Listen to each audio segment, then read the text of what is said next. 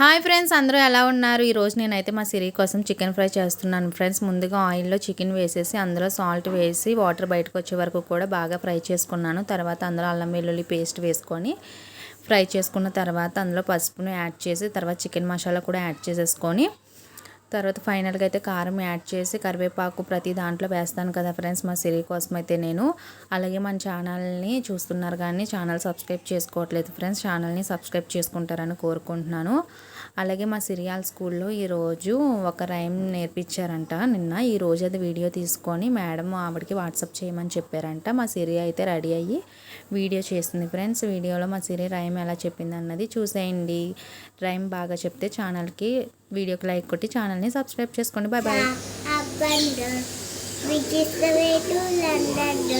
One foot up, another foot down. That is the way to London.